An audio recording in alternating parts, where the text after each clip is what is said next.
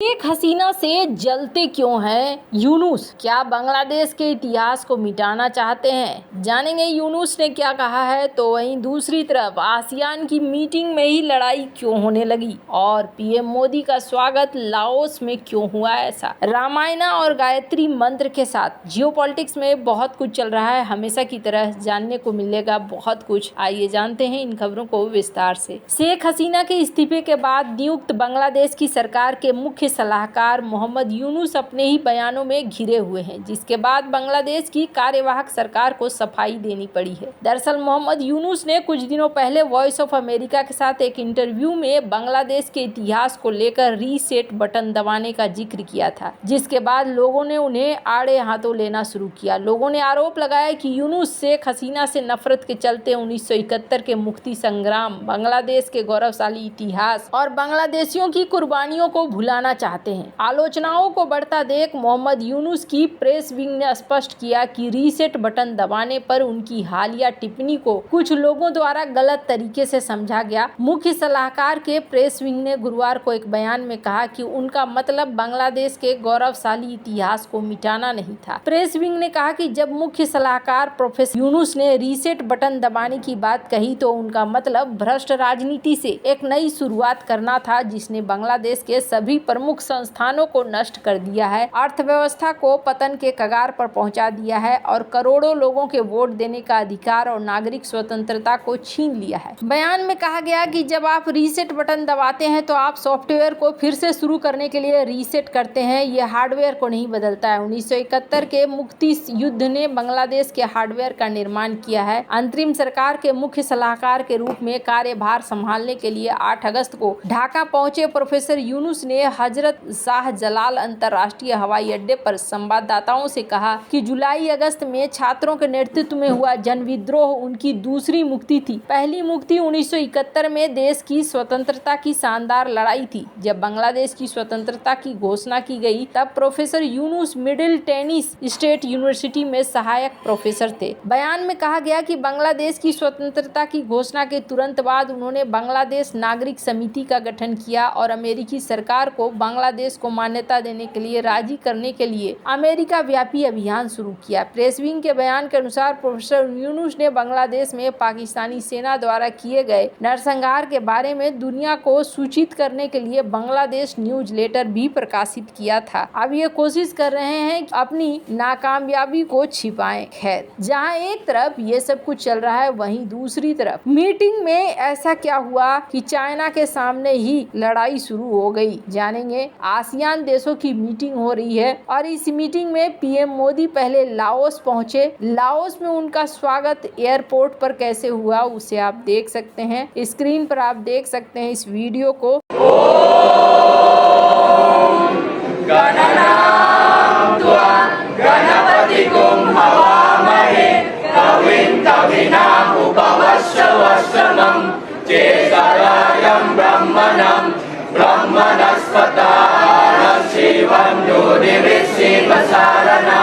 प्रणो देवी सरस्वती वाचे वीर्वाचे लीवती दीनामविद्यवतु गणेशाय नमः सरस्वते नमः श्री गुरुभ्यो नमः हरि ओम शांति शांति शांति। इस वीडियो में लोग गायत्री मंत्र से इनका स्वागत करते हैं और उसके बाद ये देखने को मिलता है कि लाओस में पीएम मोदी जहां ठहरते हैं, पीएम मोदी के लिए एक खास आयोजन रामायणा का किया गया। और लाओस ने ये पहली बार ऐसा नहीं है कि लाओस ने रामायण के प्रति इस तरह का कुछ दिखाया हो। लाओस ने एक डाक टिकट भी जारी किया था और इस डाक टिकट में देखने को मिला था कि राम मंदिर के रामलला की झलक थी। अब इससे आप समझ सकते हैं कि लाओस कितना ज्यादा रामायण के कल्चर से जुड़ा हुआ है। प्रधानमंत्री नरेंद्र मोदी आसियान, भारत और पूर्वी एशिया शिखर सम्मेलन में हिस्सा लेने के लिए लाओस की राजधानी में हैं। इस दौरान पीएम मोदी ने वहां रामलला का भी आनंद लिया। कार्यक्रम के बाद पीएम मोदी ने रामायण के कलाकारों से बात की, उनके साथ फोटो भी खिंचवाई। विदेश सचिव विक्रम मिश्री और अन्य लोग भी पीएम मोदी के साथ कार्यक्रम में पहुंचे थे। 21वें आसियान भारत शिखर सम्मेलन में प्रधानमंत्री नरेंद्र मोदी ने कहा कि हम शांति प्रिय देश हैं, एक दूसरे की राष्ट्रीय अखंडता और संप्रभुता का सम्मान करते हैं। हम अपने युवाओं के उज्जवल भविष्य के लिए प्रतिबद्ध हैं। मेरा मानना है कि 21वीं सदी और आसियान देशों की सदी है।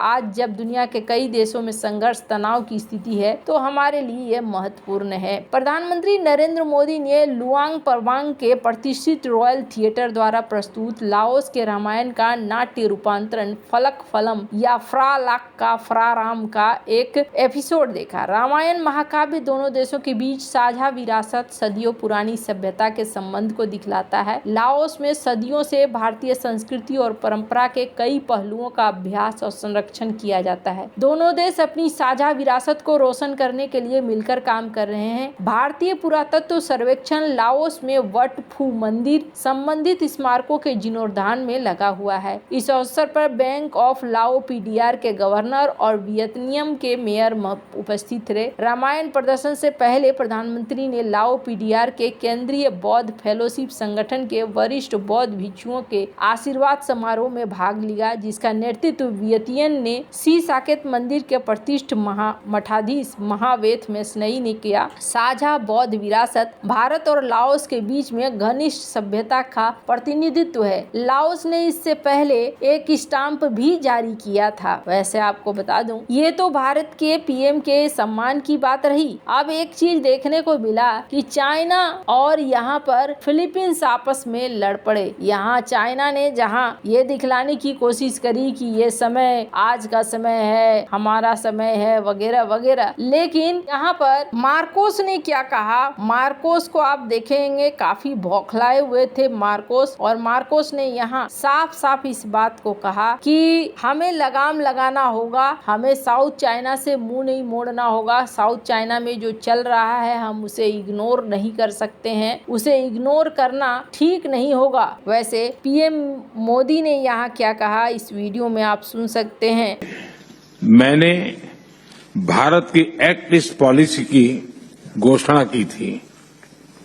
पिछले एक दशक में इस नीति ने भारत और आसियान देशों के ऐतिहासिक संबंधों को नई पर आसियान देशों के ऊपर भारत का भी गुस्सा फूटा है। वैसे आपको बता दूं, भारत ने इस बात को लेकर कहा है कि आसियान के साथ हमारा व्यापार तो होता है, लेकिन हमारा व्यापार घाटा यहाँ पर बहुत ही ज्यादा, और ये जो इस तरीके से व्यापार घाटा चल रहा है, ये व्यापार घाटा सही नहीं है। हमें इस व्यापार घाटे को बदलना होगा और हमें इसे बैलेंस करने की जरूरत है। इन्होंने यहाँ पर इस बात को साफ किया है कि अगर ऐसा ही रहा तो फिर हमें देखना होगा कि हम क्या कदम उठा सकते हैं। आसियान देशों के साथ भारत का व्यापार आप देख सकते हैं, भारत का व्यापार घाटा में रहता है आसियान देशों के मामले में। पर यहाँ पर कुछ चीजें देखने को मिल रही है कि आसियान एक बार फिर से संगठित होने की कोशिश कर रहा है, जो बहुत ही ज्यादा महत्वपूर्ण है। हालांकि एक चीज देखने को मिला, इस आसियान समिट का अब असर पश्चिमी देशों पर क्या पड़ता है वो देखने वाली बात होगी। वैसे आपको क्या लगता है इन सब मामले में, आपकी क्या राय है, कमेंट कर जरूर बताएं। जल्द मिलते हैं अगले वीडियो में नई खबर के साथ।